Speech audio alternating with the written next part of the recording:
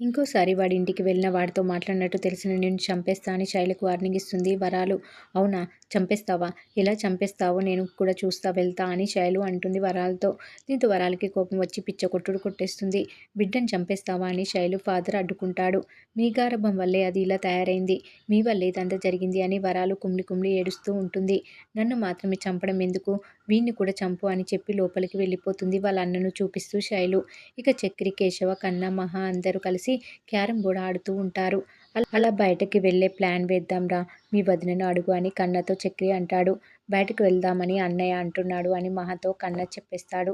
ఈరోజు సండే కదా, అందరం కలిసి పార్క్కి వెళ్దాంలే అని మహా అంటుంది. దీంతో కన్న, చక్రి సంబరపడిపోతారు. ఏమైందిరా అని పెద్ది అడిగితే ఇంట్లోనే ఉండి బోర్ కొడుతుందంట, బయటకు వెళ్దామని మహాలక్ష్మి అంటుందని ఇరికించేస్తాడు చక్రి. ఇక పెద్ది కూడా సరే అంటాడు. ఇక శైలు చాలాసార్లు ఫోన్ చేసి ఉంటుంది. అది కేశవ గమనించడు. శైలుకి ఏమై ఉంటుందో అని కేశవ తిరిగి ఫోన్ చేస్తాడు. నీ పాటికి నువ్వు మీ అన్నయ్యతో వచ్చావు, గొడవ చేశావు, వెళ్ళావు. ఆ తర్వాత మా వాళ్ళు నన్ను పిచ్చకొట్టుడు కొట్టారు. దానికి నాకు బాధగా లేదు. కనీసం ఇది ఎలా ఉంది అని ఒక్కసారి కూడా తిరిగి ఫోన్ చేయలేదు అని శైలు కేశవని తిడుతూ ఉంటుంది. ఫోన్ చేయాలని అనుకున్నా, నీకు ఇబ్బంది అవుతుందేమోనని చేయలేదు అని కేశవ చెప్తాడు. భలే కవర్ చేశావు, మరి మెసేజ్ చేయొచ్చు కదా అని శైలజ అంటుంది. మీ వాళ్ళని ఏమైనా అంటే మాత్రం కోపం వస్తుంది కదా అని శైలు కౌంటర్ వేస్తుంది. అవును, మా ఇంటి గురించి మా వాళ్ళ గురించి మాట్లాడితే కోపం వస్తుంది. మీ అన్నగాడు ఇంటికి రావడం, మా ఇంటి గురించి తక్కువ చేసి మాట్లాడడం వల్లే మీ ఇల్లు ఎలా ఉందో అని చూడడానికి వచ్చాం. మీది ఇంద్రభవనంలా ఉందా అని చూడడానికి వచ్చాం. అగ్గి పెట్టే ఇల్లు, అది కూడా అద్దె ఇల్లు. మా సొంత ఇల్లు విశాలంగా ఉంటుందని కేశవ అంటాడు. వాడేం కావాలని అనలేదు, ఊర్లో వాళ్ళు అన్నదే అన్నాడు అని శైలు అంటుంది. మరి నువ్వు కూడా అవన్నీ వినే ఉంటావు. నన్నెందుకు ప్రేమించావని కేశవ ఫైర్ అవుతాడు శైలు పైన. నాది ప్రేమ అని శైలు అంటే మళ్ళీ పిచ్చి పిచ్చిగా తిట్టేస్తాడు కేశవ. దీంతో శైలు ఏడ్చినట్టు యాక్ట్ చేస్తూ ఉంటుంది. తిట్టరా, తిట్టు, మా వాళ్ళు కొడతారు, నువ్వు తిట్టు, నా బతికింతే అని దొంగ ఏడుపులు ఏడ్చేస్తూ ఉంటుంది శైలు. ఇక శైలును ఓదార్చాలని కేశవ అనుకుంటాడు. ఏమైనా తిన్నావా అని శైలును కేశవ అడుగుతాడు. అబ్బో, నా ఏడుపులు వర్కౌట్ అయ్యాయి, గురుడు కరిగిపోయాడు. నేను తినలేదు, నువ్వు తినిపించు, బయటకు తీసుకొని వెళ్ళు, రెస్టారెంట్కి వెళ్ళి తిందాం, అలా కాసేపు బయట తిరుగుదామని శైలు కేశవతో అంటూ ఉంటుంది. అమ్మో, నాకు పని ఉంది అని కేశవ అంటాడు. కుదరదు, తీసుకువెళ్లాల్సిందే అని శైలు అంటుంది. సరే అని కేశవ ఫోన్ పెట్టేస్తాడు. ఇక అన్నయ్య వాళ్ళతో కలిసి పార్క్కి వెళ్ళడం కష్టమే అని కేశవ అనుకుంటూ ఉంటాడు. పార్క్కి వెళ్ళేందుకు పెద్ద దుప్పట్లు, ఫుడ్డు అన్నీ రెడీ చేస్తాడు. ఇవన్నీ వద్దు, బాగోదు, అందరూ నవ్వుతారు అన్నయ్య అని కన్న అంటాడు. ఎవరి కోసం ఆలోచించడం ఎందుకు, ఇంటి ఫుడ్ తింటే మంచిదే కదా అని మహా అంటుంది. ఇంతలో కేశవ్ వచ్చి నేను రావడం లేదు, అది ఒప్పుకోవడం లేదు అని నోరు జారేస్తాడు. అది అంటే బుస్సేనా, బుస్సుతో కలిసి ఎక్కడికైనా వెళ్తావా అని కన్న అడుగుతాడు. అది అంటే కస్టమర్, బైక్ డెలివరీ చేయాలి, ఒప్పుకోవడం లేదు అని అబద్ధం చెప్తాడు కేశవ. సరే అని నమ్మినట్టుగా కన్న ఫేస్ పెడతాడు. ఇక మిగిలిన వారంతా బయటకు వెళ్లేందుకు రెడీ అవుతూ ఉంటారు. ఇక మరోవైపు నారాయణ మాత్రం తాఫీగా మంచం మీద పాటలు పెట్టుకుని వింటూ ఉంటాడు. ఆయన ఇంకా రెడీ అవ్వలేదేంటి అని మహా అడిగితే మనం పిలవలేదు కాబట్టి, వద్దనుకున్నాం కాబట్టి ఎక్స్ట్రా లగేజ్ ఎందుకు అని చక్రి, కన్న, పెద్ది అంటారు. ఎందుకు పిలవలేదు, ఆయన ఎందుకు వదిలేసి వెళ్ళడం, అందరం కలిసి వెళ్దామని నారాయణ వద్దకు వెళ్ళి పిలుస్తుంది మహా. వాళ్ళు వద్దని అనుకున్నారు కదా అని నారాయణ అంటే నేను ఒప్పించా, రెడీ అవ్వండి అని నారాయణతో మహా చెప్తుంది. చూసారా ఎంత సంతోషంగా పిల్లాడిలా రెడీ అవుతున్నారు అని మహా అంటుంది. బాధ్యతలు తీరిన తండ్రి చిన్న పిల్లాడిలానే ఉంటాడని పెద్ది అంటే బాధ్యతలు తప్పించుకొని తిరిగే తండ్రి అని చక్రి కౌంటర్లు వేస్తాడు.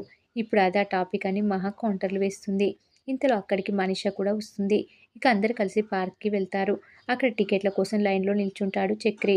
బ్యాలెన్స్ తప్పి వెనకాల ఉన్న ఆంటీ మీద పడతాడు చక్రి.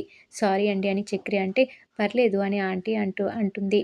ఇక ఆంటీ వెనకాల ఉన్న కండలు తిరిగిన భర్త మాత్రం చక్రిని కోపంగా చూస్తాడు.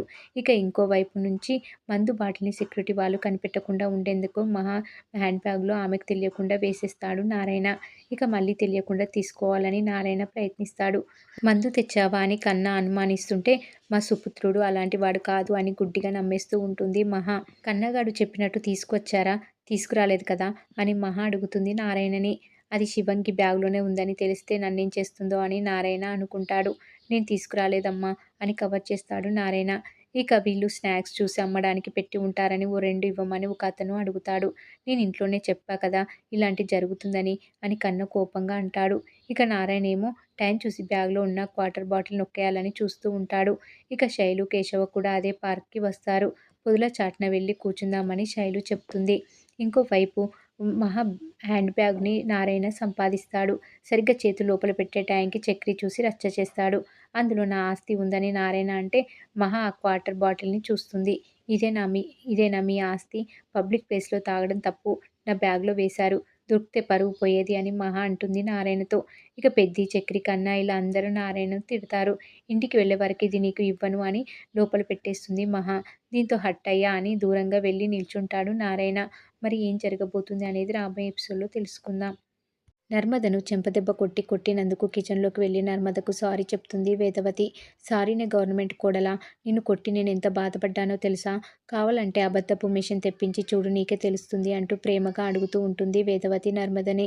దీంతో నర్మద ఒక్కసారిగా నవ్వుకుంటుంది. అయ్యో అత్తయ్య! మిమ్మల్ని నేను క్షమించడమేంటి? మీతో మాట్లాడకుండా నేనుంటానా? ఆ రోజు జరిగింది నేనెప్పుడో మర్చిపోయాను అంటూ వేదవతిని హగ్ చేసుకుంటుంది నర్మద. మొత్తానికి అత్త, కోడలిద్దరూ కలిసిపోతారు. ఇక గదిలో బెడ్‌పై కూర్చొని బాధపడుతూ ఉంటుంది వల్లి. అప్పుడే గదిలోకి కోపంగా వచ్చి చాప దిండు తీసుకొని బయటకు వెళ్లేందుకు ట్రై చేస్తాడు చందు. దీంతో వల్లి అడ్డుకుంటుంది. బా బా ఎక్కడికి బా అంటూ వెంటపడుతూ ఉంటుంది వల్లి. బయట పడుకోవడానికి అంటాడు చందు కోపంగా. అదేంటి బా బయట పడుకోవడమేంటి బా అంటుంది వల్లి బాధగా. ఇక నుంచి ఇలాగే పడుకుంటాను అని అంటాడు చందు. బా ఇప్పటికే మానసికంగా చచ్చిపోయాను బా ఇంకా నన్ను దూరం పెట్టి చంపేయకు బా అంటుంది వల్లి దీనంగా.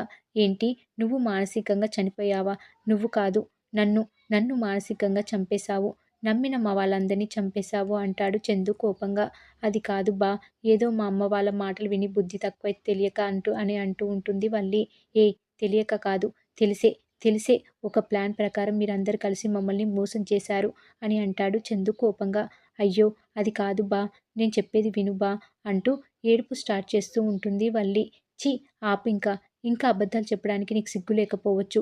కానీ వినడానికి నాకు అసహ్యంగా ఉంది అంటూ కోప్పడుతూ ఉంటాడు చందు.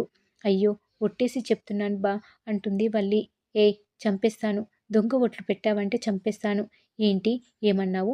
మీ అమ్మ వాళ్ళ మాటలు విని తెలియక అబద్ధం చెప్పావా? మీ అమ్మ ఏది చెప్తే అది వినడానికి, ఏది చెప్తే అది చేయడానికి నువ్వేమైనా లోకజ్ఞానం లేని చిన్న పిల్లవా? మంచి ఏదో, చెడు ఏదో తెలుసుకోలేని అమాయకురాలివా? అంటాడు చందు కోపంగా. అయ్యొబ్బా! నీతో పెళ్ళైతే నా జీవితం బావుంటుందని చెప్పేసరికి అని అంటుంది వల్లి బాధగా. అదే నిజమైతే ఏదో ఒకటో రెండో అబద్ధాలు చెప్తావు. కానీ నువ్వు తండ్రివి కాబోతున్నావు బావా అని చెప్పి నన్ను పిచ్చివాణ్ణి చేస్తావా? లేని బిడ్డ మీద ప్రేమను పెంచుకుంటుంటే నన్ను వెర్రిబాగులోడిని చేస్తావా? ఆ క్షణమైనా నీకు అనిపించలేదా? అయ్యో! ఈ అమాయకుడు నిజంగానే తండ్రి కాబోతున్నాడని ఆశలు పెంచుకుంటున్నాడని అంటూ సూటిగా నిలదీస్తాడు చందు శ్రీవల్లిని. అయ్యో బావా! ఆ విషయంలో నేను చాలా సార్లు బాధపడ్డాను. నీకు నిజం చెప్పాలని చాలా సార్లు అనుకున్నాను. కానీ నిజం చెప్తే నన్ను ఎక్కడ అసహ్యించుకుంటావో అని, ఈ ఇంట్లో నుంచి బయటకు గెంటేస్తావో అని, నా కాపురం కూలిపోతుందేమో అని నేను భయపడ్డాను అంటూ చెప్తూ ఏడుస్తూ ఉంటుంది వల్లి. మరి నిజం బయటపడిన రోజున నీ కాపురం ఏమవుతుందని నాటకం ఆడవు చెప్పు? నీ కడుపు నాటకాన్ని అందరికీ తెలిసిన రోజున ఈ ఇంట్లో నీ పరిస్థితి ఏమవుతుందని అనుకున్నావు? కడుపు అని అబద్ధమని చెప్పి మోసం చేయడమే క్షమించరాని తప్పు. అది చాలదన్నట్లు నీ కడుపు పోవడానికి నర్మద కారణమని నిందలు వేసి నాటకం ఆడతావా?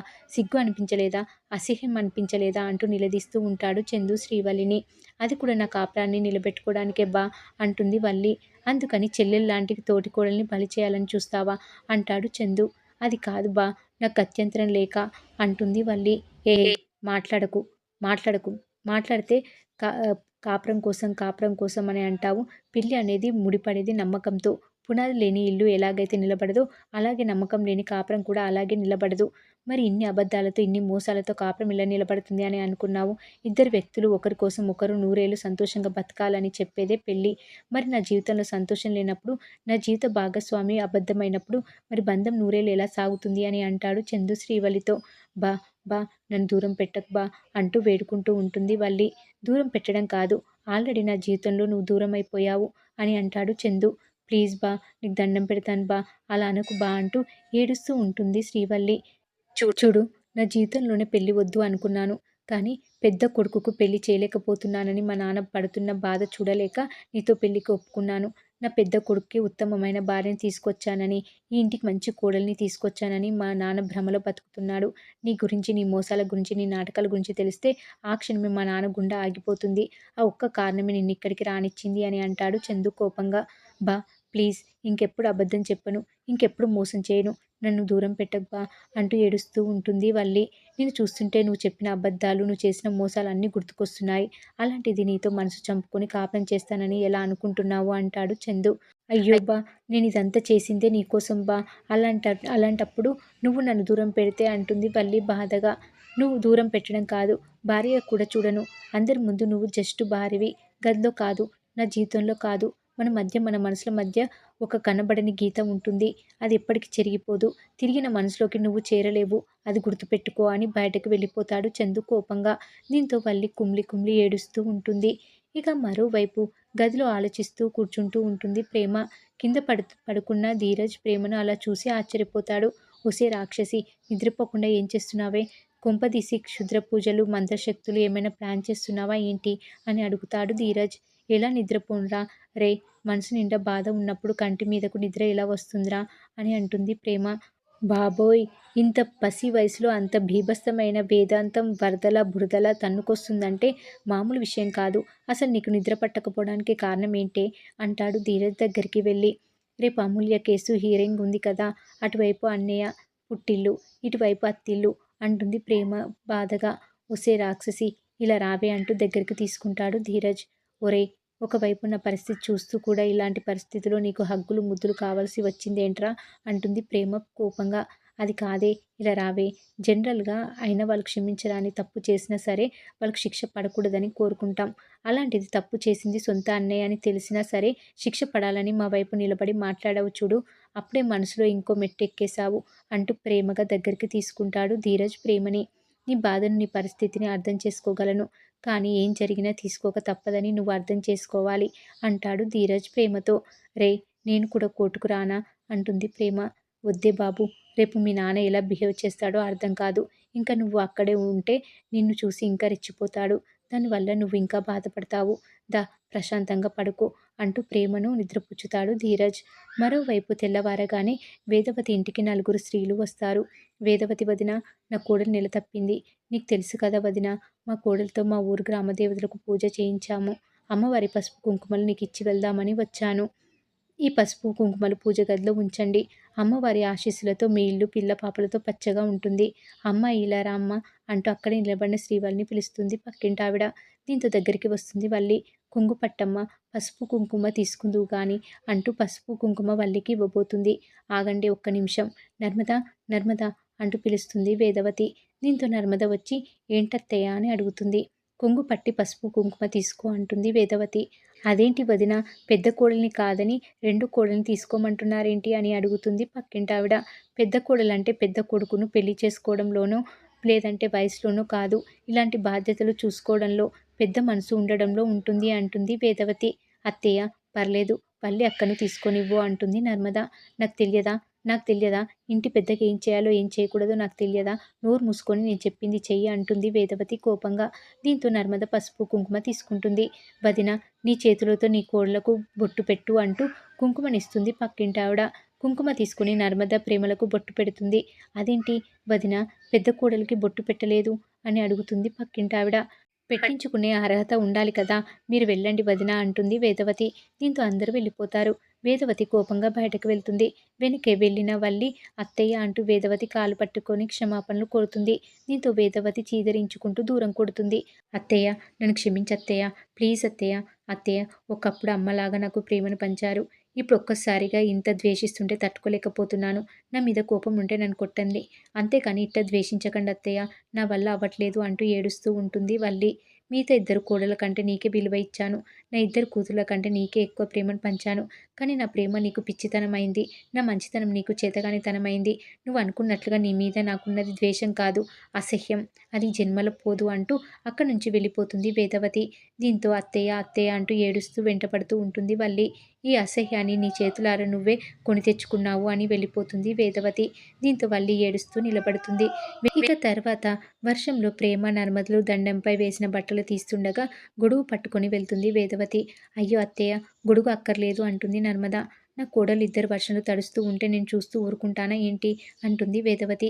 కరెక్టే అత్తయ్య, కానీ చూసేవాళ్ళు మేమేదో మీతో సేవలు చేయించుకుంటున్నామని అనుకుంటారు అంటుంది ప్రేమ. అంటే అనుకొని ఇది నా కోడళ్లను ప్రేమగా చూసుకోవడం అవుతుంది కానీ సేవలు చేయించుకోవడం ఎలా అవుతుంది ఏమిటే అంటూ ఉంటుంది వేదవతి. మరోవైపు నర్మద, ప్రేమ, వేదవతులు కలిసి తనొక్కదాన్ని దూరం పెట్టడాన్ని తట్టుకోలేకపోతుంది వల్లి. ఇది ఎన్నిసార్లు కొట్టినా చావని పామురా అన్నట్టుగా ఆ ముగ్గురిపై మళ్ళీ పడగ విప్పుతూ ఉంటుంది శ్రీవల్లి. మరి ఏం జరగబోతుంది అనేది రాబోయే ఎపిసోడ్‌లో తెలుసుకుందాం. సూరజ్‌పై కావాలనే పప్పు పోసి అవమానించి పంపిస్తుంది జ్యోత్స్న. దాంతో సూరజ్ దెబ్బకి దెబ్బ అన్నట్టుగా జ్యోత్స్న లక్షలు ఖరీదు చేసే చీరని దొంగిలించి మర్యాదగా వచ్చి నా షర్టు నాకు ఉతికి ఇవ్వకపోతే ఈ చీరను బూడిద చేస్తానని వీడియో కాల్ చేసి బెదిరిస్తూ ఉంటాడు సూరజ్ జ్యోత్స్నని. నీలాంటి చిల్లర బెదిరింపులకు ఈ జ్యోత్స్న భయపడదు. నువ్వేం చేసుకుంటావో చేసుకో అని అంటుంది జ్యోత్స్న. ఇక మరోవైపు చదువంటే ఇష్టం లేని శౌర్యతో బలవంతంగా హోంవర్క్ చేయిస్తూ ఉంటారు కాంచన, దీప, కార్తీక్‌లు. ఒసేయ్ నిద్రమొద్దు, సరిగ్గా చదవవే అని అంటుంది కాంచన. అబ్బా నేనిక చదువుకోను నానమ్మ, డైరెక్ట్‌గా ఉద్యోగం చేసేస్తాను అని అంటుంది శౌర్య. అబ్బో తమరు చదివింది 4వ తరగతి. నీకెవడే జాబిచ్చేది అని అంటుంది కాంచన. మా ముద్దుల తాత ఇస్తాడు. అదే మీ నాన్న ఇస్తాడు అని అంటుంది శౌర్య. నీకు చెప్పాడా జాబ్ ఇస్తానని అని కాంచన అనడంతో ఎందుకివ్వడు? 5వ తరగతి చదివిన అమ్మని సీఈఓని చేశాడు కదా! 4వ తరగతి చదువుతున్న నాకు మేనేజర్ పోస్ట్ ఆయన ఇవ్వరా ఏంటి? అని అంటుంది శౌర్య. అమ్మని మీ అమ్మపైనే సెటర్లు వేస్తున్నావా అని అంటాడు కార్తీక్. సెటర్లు కాదు నాన్న, నేను ఆఫీస్‌కి వచ్చినప్పుడు అన్నీ చూశాను. అప్పుడే డిసైడ్ అయిపోయాను. ఇప్పుడు చదువుకొని ఎప్పుడో జాబ్ చేసే కంటే ఇప్పుడే జాబ్‌లోకి వెళ్ళిపోతే ఓ పనైపోతుంది కదా అని ముదురు మాటలు మాట్లాడుతూ ఉంటుంది శౌర్య. దాంతో కాంచన ఇందుకేరా పిల్లల్ని ఎక్కడ ఉంచాలో అక్కడే ఉంచాలి. దీన్ని ఆఫీస్‌కి తీసుకొని వెళ్లారు. అది అన్నీ చూసింది. అందుకే ఇలా మాట్లాడుతుంది అని అంటూ ఉంటుంది కాంచన. అది కాదు నానమ్మ, మా అమ్మ సీఈఓ అని మా మిస్‌కి చెప్పాను. మా మిస్ మీ మమ్మీ ఏం చదువుకుంది అని అడిగింది. 5వ తరగతి అని చెప్తే మిస్ నవ్వింది. 5వ తరగతికే సీఈఓ అని అన్నది. అందుకే చదువు మానేసి సీఈఓ అయిపోతా అని అంటుంది శౌర్య. హా అయ్యావులే కానీ ముందు చదువుకో అని అంటుంది కాంచన. అబ్బా ఈ పెద్దోళ్ళున్నారే పిల్లల్ని ఎదగనివ్వరు అని అంటుంది శౌర్య. నీకు నేను నానమ్మని కాదే, నువ్వు నాకు అమ్మమ్మలా తయారయ్యావని అంటుంది కాంచన. ఈ చదువు నేను చదవలేను బాబాయ్, పోయి పడుకుంటా అంటూ అక్కడి నుంచి వెళ్ళిపోతుంది శౌర్య. ఇక 5వ తరగతి సీఈఓ దీప ఏదో ఫైల్స్‌ని ఒళ్ళో పెట్టుకొని తెగ తిప్పేస్తూ ఉంటుంది. అది చూసిన కాంచన ఆఫీస్ వర్క్ ఆఫీస్‌లోనే చూసుకో దీప అని అంటుంది. ఆ మాటతో కార్తీక్ తనిప్పుడు సీఈఓ అమ్మా అని అంటాడు. దాంతో కాంచన ప్రతిదానికి నీ భార్యని వెనకేసుకొని రాకు. కడుపులో బరువుని మోస్తుంది కదా! నెత్తిపై మరో బరువు అవసరం లేదు. బతకడానికి పని చేయాలి. పని బతుకు కాకూడదు. మీకోసం కొంతైనా టైం కేటాయించుకోండి. ఇద్దరిలో ఏ ఒక్కరు పోయినా గడిపిన కొంతకాలమే మిగిలిన కాలాన్ని గడిపిస్తుంది అంటూ హితబోధ చేస్తూ ఉంటుంది కాంచన. ఆ మాటతో కార్తీక్ నీ కొడుకు విషయంలో నువ్వు కోరుకున్నట్టే నీ విషయంలో నీ కొడుకు కోరుకుంటే దానికి నీ సమాధానం ఏంటమ్మా అని అంటాడు కార్తీక్ కాంచనతో. దాంతో మౌనంగా ఉండిపోతుంది కాంచన. చెప్పమ్మా, నువ్వు కోరుకున్నట్టుగా మేము ఉంటాం. మేం కోరుకున్నట్టుగా నువ్వు ఉంటావా? మాదేనా జీవితం, నీది కాదా అని అంటాడు కార్తీక్. అయితే కాంచన మాత్రం మౌనంగానే ఉంటుంది. ఇంతలో ఫోన్‌కి మెసేజ్ రావడంతో నాన్న మెసేజ్ పంపారు. వీడియో మెసేజ్ అని అనడంతో ఉప్పొంగిపోతుంది కాంచన. ఇదిగో నాన్నే నీకు పర్సనల్‌గా పంపించారు చూడు అని అంటాడు కార్తీక్. అందరం కలిసే చూద్దాంలే అని ఓపెన్ చేస్తుంది కాంచన. అందులో శ్రీధర్ క్షేమ సమాచారం అందిస్తాడు. కాంచన, నువ్వు నా గురించి ఆలోచిస్తావని నాకు తెలుసు. ఆ దేవుడికి నాపై జాలి ఉంది. నీతో కలిసి ఉంచడానికి నాకు ఆపరేషన్ సక్సెస్ చేశాడు అని అంటాడు శ్రీధర్. ఆ మాట వినగానే కాంచన మొహం వెలిగిపోతుంది. నేను చాలా బాగున్నాను కాంచన. రేపే ఇండియా వస్తున్నాను. రాగానే ముందు నిన్నే కలుస్తాను అని అంటాడు శ్రీధర్. మొత్తానికి శ్రీధర్ వీడియో చూసి ఎమోషనల్ అవుతూ ఉంటుంది కాంచన. నాన్నకి నువ్వంటే ప్రాణమమ్మా. ఆ ప్రాణాలను నిలబెట్టుకొని నీకోసం వస్తున్నాడు. నువ్వు నోటితో ఏం చెప్పలేకపోయినా నీ కళ్ళు అన్నీ చెప్తున్నాయి. చిన్న సైజు చందమామలా ఎలా వెలిగిపోతున్నావో చూడు అని అంటూ ఉంటాడు కార్తీక్. ఆయనకి ఆపరేషన్ సక్సెస్ అయిందంటే చాలా సంతోషంగా ఉందిరా. రేపు ఆయన ఇంటికి వస్తున్నారు. మీరెక్కడికి వెళ్ళొద్దు అని అంటూ ఉంటుంది కాంచన. రేపు గుడికి వెళ్ళాలి. వచ్చిన తర్వాత కలుస్తాంలే అని కావాలనే కాంచన్ని ఒంటరిగా వదిలిపెడతారు దీప, కార్తీక్‌లు. ఇక కాంచన అయితే ఎప్పుడెప్పుడు తన భర్త వస్తాడా అని ఎదురు చూస్తూ ఉంటుంది. నేను మిమ్మల్ని వద్దనుకున్నా కానీ ఈ 5వ తనం నాతో ఉన్నంత కాలం మీరు నాతో ఉన్నట్టేనండి. మీ భార్యగా మీ క్షేమం కోరుకోకుండా ఎలా ఉంటాను? ఆ భగవంతుడి దయ వల్ల అంతా బాగానే జరిగింది. కార్తీక్ గాడు చెప్పినట్టు ఈ రాత్రి నాకు నిద్ర పట్టదండి. ఎప్పుడు తెల్లారుతుందా అని ఎదురు చూస్తున్నా. మీ రాక కోసం అని తనలో తాను అనుకుంటూ ఉంటుంది కాంచన. ఇక మరోవైపు జ్యోత్స్న ఏం పీక్కుంటావో పీక్కో, నీ షర్టు మాత్రం ఉతికే ప్రసక్తే లేదు అని బిల్డప్ కొట్టిన జ్యోత్స్న చచ్చినట్టు వచ్చి సూరజ్ షర్టు ఉతుకుతుంది. జ్యోత్స్న షర్టు ఉతుకుతుంటే ఉతకనని ఏదో అన్నారు అంటూ చెడుగుడు ఆడుతూ ఉంటాడు సూరజ్. జ్యోత్స్న వెంటనే పారిజాతం కూడా రావడంతో మీకు కన్ను కొట్టిన తర్వాతే కదా నాపై పప్పు పోసింది. షర్ట్‌ని శుభ్రంగా ఉతకమని చెప్పండి అని అంటాడు సూరజ్. సార్ ఆర్డర్ వేస్తున్నారు కదా, సరిగ్గా ఉతకవే అని అంటుంది పారిజాతం. చెప్తారా నీ సంగతి, నీ షర్టు సంగతి అంటూ ఆ షర్టుని బండకేసి బాధేస్తూ ఉంటుంది జ్యోత్స్న. ఆ షర్ట్‌ని సూరజ్‌కిచ్చేసి తన చీరను తీసుకొని వెళ్తుంది జ్యోత్స్న. అయితే ఆ షర్టుని చినిగిపోయేటట్టు ఉతికి, "ఎలా ఉందిరా నా దెబ్బ" అని పంచి ఇస్తుంది జ్యోత్స్న. "నీ మెడలో 3 ముళ్ళు వేసి నీ పొగరు దించేస్తానే" అని అనుకుంటూ ఉంటాడు సూరజ్. ఇక మరోవైపు శివనారాయణ అందరినీ తీసుకొని గుడికి వెళ్తాడు. వీళ్ళంతా వెళ్ళేసరికి ఆ గుడిలో అన్నదాన కార్యక్రమం జరుగుతుంది. అది చూసిన శివనారాయణ దాతలు ఎవరు అని పంతుల్ని అడుగుతాడు. వాళ్ళది మీలాగే పెద్ద కుటుంబం అని చెప్పేసి వెళ్ళిపోతాడు పంతులు. ఆ మాట విన్న సుమిత్ర 10 మంది ఆకలి తీర్చే మంచి పని ఎవరు చేసినా అభినందించాల్సిందే అని అంటూ ఉంటుంది. లోపలికి వెళ్తున్నాం కదా, తెలుసుకొని మరి అభినందిద్దాం. ఆ ఫ్యామిలీ ఎవరు పంతులు గారు అని అడుగుతాడు కార్తీక్. అదిగో అక్కడ హోమం చేస్తున్నారు చూశారు, వాళ్ళే అని చూపిస్తూ ఉంటాడు పంతులు. ఇక కట్ చేస్తే అతనెవరో కాదు, దక్షిణమూర్తి. అతన్ని చూడగానే శివనారాయణ మొహం మాడిపోతుంది. అక్కడే మాలిని కూడా చూస్తారు. ఆమెను చూడగానే సుమిత్ర కంగారైపోతుంది. పారిజాతమైతే మా మా మాలిని అని అంటుంది. ఇంతలో జ్యోత్స్న, అన్నదానం చేస్తున్నది ఈయననేనా? చేసిన పాపాలు కడుక్కోవడానికి అనుకుంటా అని అంటుంది జ్యోత్స్న. ఇంతలో హోమం చేస్తున్న దక్షిణమూర్తిని, అయ్యా మీకెంతమంది సంతానం అని అడుగుతాడు పంతులు. ఇద్దరు, ఒక కొడుకు ఒక కూతురు అని అంటాడు దక్షిణమూర్తి. సరే కొడుకు పేరు చెప్పండి అని అంటే, ఇది నా కూతురు క్షేమం కోసం చేస్తున్న శాంతి హోమం. నా కూతురు పేరు సుమిత్ర, నా అల్లుడి పేరు దశరథ, నా మనుమరాలి పేరు జ్యోత్స్న. వాళ్ళంతా క్షేమంగా ఉండాలి అని అంటాడు దక్షిణమూర్తి. ఆ మాటల్ని సుమిత్ర విని ఎమోషనల్ అవుతూ ఉంటుంది. మొత్తానికి నేటి ఎపిసోడ్ సుమిత్ర మాలిని ఎదురుపడడంతో కథనం ఆసక్తిగా మారింది. మరి ఏం జరగబోతుంది అనేది రాబోయే ఎపిసోడ్లో తెలుసుకుందాం.